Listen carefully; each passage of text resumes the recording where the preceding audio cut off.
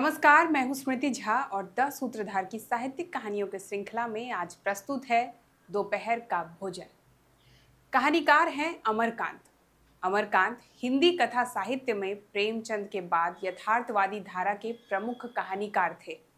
जहां तक दोपहर का भोजन की बात है, यह कहानी निम्न मध्यम वर्गीय परिवार की आर्थिक कठिनाइयों को यथार्थ रूप में प्रस्तुत करती है।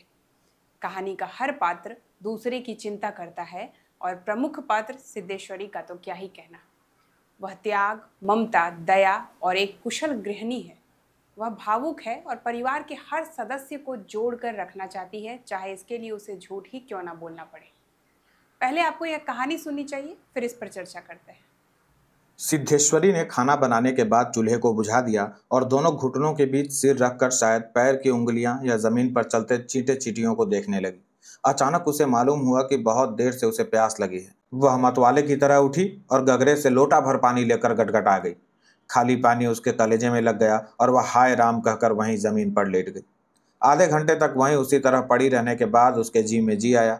वह बैठ गई, आंखों को मल मल कर इधर उधर देखा और फिर उसकी दृष्टि ओसारे में अध टूटे खटोले पर सोए अपने 6 वर्षीय लड़के प्रमोद पर जम गई।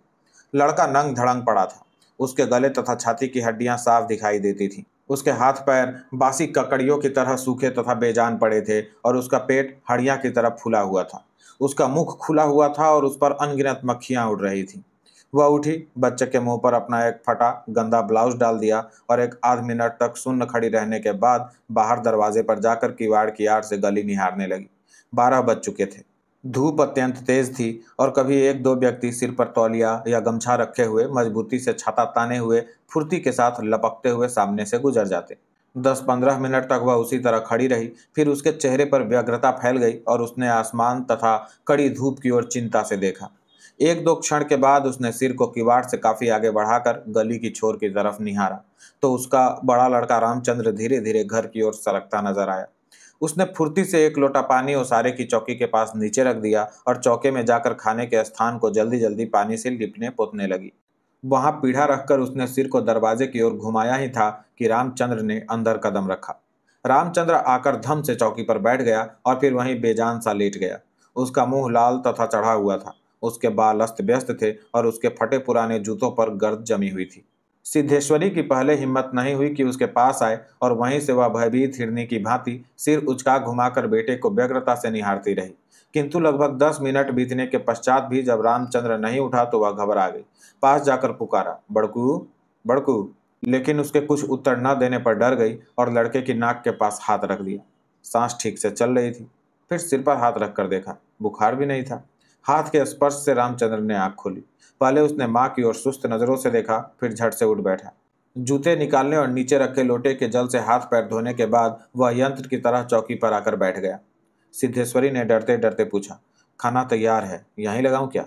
रामचंद्र ने उठते हुए प्रश्न किया, बाबूजी खा चुके? सिद्धेश्वरी ने चौके की ओर भागते हुए उत्तर दिया, आते ही होंगे। रामचंद्र पीढ़े पर बैठ गया। उसकी उम्र लगभग 21 वर्ष की थी। लंबा, दुबला, पतला, गोरा रंग, बड़ी बड़ी आंखें तथा होठों पर झुर्रियां।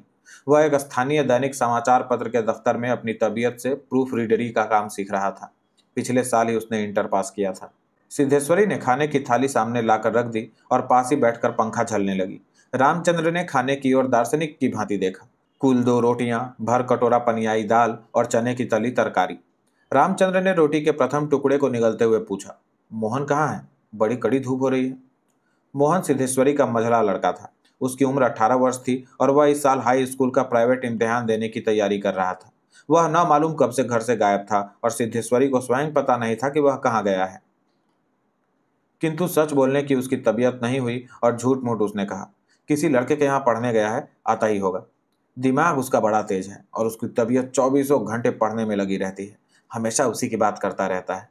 रामचंद्र ने कुछ नहीं कहा। एक टुकड़ा मुंह में रखकर भरा गिलास पानी पी गया, फिर खाने लग गया। वह काफी छोटे छोटे टुकड़े तोड़कर उन्हें धीरे धीरे चबा रहा था। सिद्धेश्वरी भय तथा आतंक से अपने बेटे को एकटक निहार रही थी। कुछ क्षण बीतने के बाद डरते डरते उसने पूछा, वहां कुछ हुआ क्या? रामचंद्र ने अपनी बड़ी बड़ी भावहीन आंखों से अपनी मां को देखा, फिर नीचा सिर करके कुछ रुखाई से बोला, समय आने पर सब ठीक हो जाएगा। सिद्धेश्वरी चुप रही। धूप और तेज होती जा रही थी। छोटे आंगन के ऊपर आसमान में बादल एक दो टुकड़े पाल की नावों की तरह तैर रहे थे। बाहर की गली से गुजरते हुए एक खड़खड़िया इक्के की आवाज आ रही थी और खटोले पर सोए बालक की सांस का खर खर शब्द सुनाई दे रहा था। रामचंद्र ने अचानक चुप्पी को भंग करते हुए पूछा, प्रमोद खा चुका? सिद्धेश्वरी ने प्रमोद की ओर देखते हुए उदास स्वर में उत्तर दिया, हाँ खा चुका। रोया तो नहीं था? सिद्धेश्वरी फिर झूठ बोल गई, आज तो सचमुच नहीं रोया। वह बड़ा ही होशियार हो गया है, कहता था बड़का भैया के यहाँ जाऊंगा। ऐसा लड़का। पर वह आगे कुछ न बोल सकी, जैसे उसके गले में कुछ अटक गया। कल प्रमोद ने रेवड़ी खाने की जिद पकड़ ली थी और उसके लिए 1.5 घंटे तक रोने के बाद सोया था। रामचंद्र ने कुछ आश्चर्य के साथ अपनी माँ की ओर देखा और फिर सिर नीचा करके कुछ तेजी से खाने लगा। थाली में जब रोटी का केवल एक टुकड़ा शेष रह गया तो सिद्धेश्वरी ने उठने का उपक्रम करते हुए प्रश्न किया, एक और रोटी लाती हूँ? रामचंद्र हाथ से मना करते हुए हड़बड़ा कर बोल पड़ा, नहीं नहीं, जरा भी नहीं, मेरा पेट पहले ही भर चुका है, मैं तो यह भी छोड़ने वाला हूँ, बस अब नहीं। सिद्धेश्वरी ने जिद की, अच्छा आधी ही सही। रामचंद्र बिगड़ उठा, अधिक खिलाकर बीमार कर डालने की तबीयत है क्या? तुम लोग जरा भी नहीं सोचती हो, बस अपनी जिद। भूख रहती तो क्या ले नहीं लेता? सिद्धेश्वरी जहां की तहां बैठी रह गई। रामचंद्र ने थाली में बचे हुए टुकड़े से हाथ खींच लिया और लोटे की ओर देखते हुए कहा, माँ पानी लाओ। सिद्धेश्वरी लोटा लेकर पानी लेने चली गई। रामचंद्र ने कटोरे को उंगलियों से बजाया, फिर हाथ को थाली में रख दिया। 1-2 क्षण के बाद रोटी के टुकड़े को धीरे से हाथ से उठाकर आंख से निहारा और अंत में इधर उधर देखने के बाद टुकड़े को मुंह में इस सरलता से रख लिया जैसे वह भोजन का ग्रास न होकर पान का बीड़ा हो। मंझला लड़का मोहन आते ही हाथ पैर धोकर पीढ़े पर बैठ गया। वह कुछ सांवला था और उसकी आंखें छोटी थी। उसके चेहरे पर चेचक के दाग थे। वह अपने भाई की ही तरह दुबला पतला था, किंतु उतना लंबा न था। वह उम्र की अपेक्षा कहीं अधिक गंभीर और उदास दिखाई पड़ रहा था। सिद्धेश्वरी ने उसके सामने थाली रखते हुए प्रश्न किया, कहाँ रह गए थे बेटा? भैया पूछ रहा था। मोहन ने रोटी के एक बड़े ग्रास को निगलने की कोशिश करते हुए अस्वाभाविक मोटे स्वर में जवाब दिया, कहीं तो नहीं गया था, यहीं पर था। सिद्धेश्वरी वहीं बैठकर पंखा डुलाती हुई इस तरह बोली जैसे स्वप्न में बड़बड़ा रही हो, बड़का तुम्हारी बड़ी तारीफ कर रहा था, कह रहा था मोहन बड़ा दिमागी होगा, उसकी तबीयत 24 घंटे पढ़ने में लगी रहती है। यह कहकर उसने अपने मंझले लड़के की ओर इस तरह देखा जैसे उसने कोई चोरी की हो। मोहन अपनी माँ की ओर देखकर फीकी हंसी हंस पड़ा और फिर खाने में जुट गया। वह परोसी गई रोटियों में से एक रोटी, कटोरे की 3/4 दाल तथा अधिकांश तरकारी साफ कर चुका था। सिद्धेश्वरी की समझ में नहीं आया कि वह क्या करे। इन दोनों लड़कों से उसे बहुत डर लगता था। अचानक उसकी आंखें भर आईं। वह दूसरी ओर देखने लगी। थोड़ी देर बाद उसने मोहन की ओर मुंह फेरा तो लड़का लगभग खाना समाप्त कर चुका था। सिद्धेश्वरी ने चौंकते हुए पूछा, एक रोटी देती हूँ? मोहन ने रसोई की ओर रहस्यमयी नेत्रों से देखा, फिर सुस्त स्वर में बोला, नहीं। सिद्धेश्वरी ने गिड़गिड़ाते हुए कहा, नहीं बेटा, मेरी कसम, थोड़ी ही ले लो, तुम्हारे भैया ने एक रोटी ली थी। मोहन ने अपनी माँ को गौर से देखा, फिर धीरे धीरे इस तरह उत्तर दिया जैसे कोई शिक्षक अपने शिष्य को समझाता है, नहीं रे बस, अव्वल तो अब भूख नहीं, फिर रोटियां तूने ऐसी बनाई हैं कि खाई नहीं जाती, ना मालूम कैसी लग रही हैं। खैर अगर तू चाहती है तो कटोरे में थोड़ी दाल दे दे, दाल बड़ी अच्छी बनी है। सिद्धेश्वरी से कुछ कहते ना बना और उसने कटोरे को दाल से भर दिया। मोहन कटोरे को मुंह लगाकर सुड़ सुड़ पी रहा था कि मुंशी चंद्रिका प्रसाद जूतों को खस खस घसीटते हुए आए और राम का नाम लेकर चौकी पर बैठ गए। सिद्धेश्वरी ने माथे पर साड़ी को कुछ नीचे खिसका लिया और मोहन दाल को एक सांस में पीकर तथा पानी के लोटे को हाथ में लेकर तेजी से बाहर चला गया। 2 रोटियां, कटोरा भर दाल, चने की तली तरकारी। मुंशी चंद्रिका प्रसाद पीढ़े पर पालथी मारकर बैठे रोटी के एक एक ग्रास को इस तरह चुभला चबा रहे थे जैसे बूढ़ी गाय जुगाली करती है। उनकी उम्र 45 वर्ष के लगभग थी, किंतु 50-55 के लगते थे। शरीर का चमड़ा झुलने लगा था, गंजी खोपड़ी आईने की भांति चमक रही थी। गंदी धोती के ऊपर अपेक्षाकृत कुछ साफ बनियान तार तार लटक रही थी। मुंशी जी ने कटोरे को हाथ में लेकर दाल को थोड़ा सुड़कते हुए पूछा, बड़का दिखाई नहीं दे रहा? सिद्धेश्वरी की समझ में नहीं आ रहा था कि उसके दिल में क्या हो गया है, जैसे कुछ काट रहा हो। पंखे को जरा और जोर से घुमाती हुई बोली, अभी अभी खाकर काम पर गया है, कह रहा था कुछ दिनों में नौकरी लग जाएगी, हमेशा बाबूजी बाबूजी किए रहता है, बोला बाबूजी देवता के समान है। मुंशी जी के चेहरे पर कुछ चमक आई। शर्माते हुए पूछा, हैं, क्या कहता था कि बाबूजी देवता के समान है? बड़ा पागल है। सिद्धेश्वरी पर जैसे नशा चढ़ गया था। उन्माद की रोगिणी की भांति बड़बड़ाने लगी, पागल नहीं है, बड़ा होशियार है, उस जमाने का कोई महात्मा है। मोहन तो उसकी बड़ी इज्जत करता है। आज कह रहा था कि भैया की शहर में बड़ी इज्जत होती है, पढ़ने लिखने वालों में बड़ा आदर होता है, और बड़का तो छोटे भाइयों पर जान देता है। दुनिया में वह सब कुछ सह सकता है, पर यह नहीं देख सकता कि उसके प्रमोद को कुछ हो जाए। मुंशी जी दाल लगे हाथ को चाट रहे थे। उन्होंने सामने की ताक की ओर देखते हुए हंसकर कहा, बड़का का दिमाग तो खैर काफी तेज है, वैसे लड़कपन में नटखट भी था, हमेशा खेल कूद में लगा रहता था, लेकिन यह भी बात थी कि जो सबक मैं उसे याद करने को देता था उसे बर्राक रखता था। असल तो यह कि तीनों लड़के काफी होशियार हैं। प्रमोद को कम समझती हो? यह कहकर वो अचानक जोर से हंस पड़े। मुंशी जी 1.5 रोटी खा चुकने के बाद एक गिलास से युद्ध कर रहे थे। कठिनाई होने पर एक गिलास पानी चढ़ा गए, फिर खर खर खांस कर खाने लगे। फिर चुप्पी छा गई। दूर से किसी आटे की चक्की की पुक पुक की आवाज सुनाई दे रही थी और पास की नीम के पेड़ पर बैठा कोई पंडूक लगातार बोल रहा था। सिद्धेश्वरी की समझ में नहीं आ रहा था कि वह क्या कहे। वह चाहती थी कि सभी चीजें ठीक से पूछ ले, सभी चीजें ठीक से जान ले और दुनिया की हर चीज पर पहले की तरह धड़ल्ले से बात करे, पर उसकी हिम्मत नहीं होती थी। उसके दिल में जाने कैसा भय समाया हुआ था। अब मुंशी जी इस तरह चुपचाप दुबके हुए खा रहे थे जैसे पिछले 2 दिनों से मौन व्रत धारण कर रखा हो और उसको कहीं जाकर आज शाम को तोड़ने वाले हों। सिद्धेश्वरी से जैसे नहीं रहा गया। बोली, मालूम होता है अब बारिश नहीं होगी। मुंशी जी ने एक क्षण के लिए इधर उधर देखा, फिर निर्विकार स्वर में राय दी, मक्खियां बहुत हो गई हैं। सिद्धेश्वरी ने उत्सुकता प्रकट की।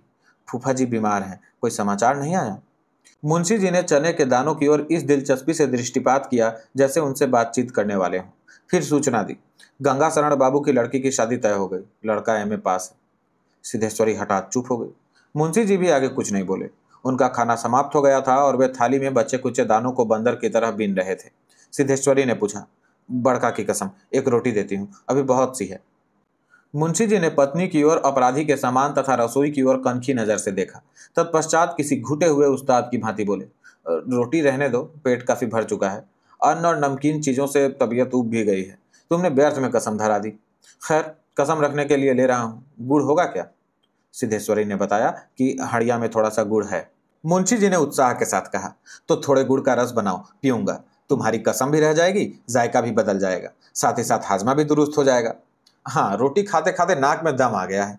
यह कहकर वो ठहाका मारकर हंस पड़े। मुंशी जी के निबटने के पश्चात सिद्धेश्वरी उनकी जूठी थाली लेकर चौकी की जमीन पर बैठ गई। बटलोई की दाल को कटोरे में उड़ेल दिया, पर वह पूरा भरा नहीं। छिपली में थोड़ी सी चने की तरकारी बची थी, उसे पास खींच लिया। रोटियों की थाली को भी उसने पास खींच लिया। उसमें केवल एक रोटी बची थी, मोटी, भद्दी और जली। उस रोटी को वह जूठी थाली में रखने जा रही थी कि अचानक उसका ध्यान उसारे में सोए प्रमोद की ओर आकर्षित हो गया। उसने लड़के को कुछ देर तक एकटक देखा, फिर रोटी को 2 बराबर टुकड़ों में विभाजित कर दिया। एक टुकड़े तो अलग रख दिया और दूसरे टुकड़े को अपनी जूठी थाली में रख लिया। तदुपरांत एक लोटा पानी लेकर खाने बैठ गए। उसने पहला ग्रास मुंह में रखा और तब न मालूम कहां से उसकी आंखों से टप टप आंसू चूने लगे। सारा घर मक्खियों से भन भन कर रहा था। आंगन की अलगनी पर एक गंदी साड़ी टंगी थी जिसमें पैबंद लगे हुए थे। दोनों बड़े लड़कों का कहीं पता नहीं था। बाहर की कोठरी में मुंशी जी औंधे मुंह होकर निश्चिंतता के साथ सो रहे थे, जैसे 1.5 महीने पूर्व मकान किराया नियंत्रण विभाग की क्लर्की से उनकी छटनी न हुई हो और शाम को उनको काम की तलाश में कहीं जाना न हो। सिद्धेश्वरी ने दोपहर के भोजन में कुल 7 रोटियां बनाई हैं। वह घर के सदस्यों की प्रतीक्षा करती है। सभी एक एक कर भोजन करते हैं, लेकिन किसी को भी भरपेट भोजन नहीं मिलता। इसके बाद भी कोई शिकायत नहीं करता, बल्कि उनको घर के दूसरे सदस्यों की चिंता है। सभी पेट भर जाने का नाटक कर रहे हैं। सिद्धेश्वरी भी यह जानते हुए कि रोटियां कम हैं, वह सभी से रोटी लेने की जिद करती है। अंत में सिद्धेश्वरी के लिए एक जली रोटी बचती है, जिसमें से आधी वह अपने सबसे छोटे लड़के प्रमोद के लिए रख देती है। आधी जली रोटी ही सिद्धेश्वरी के दोपहर का भोजन है। एक समय था जब देश की अधिकतर महिलाओं के दोपहर का भोजन आधी रोटी ही हुआ करती थी। हरित क्रांति के बाद लोगों के जीवन में बदलाव आना शुरू हुआ और आज हमारा देश दूसरे देशों का पेट भर रहा है। आज के इस अंक में इतना ही। मिलते हैं किसी नई कहानी के साथ। धन्यवाद।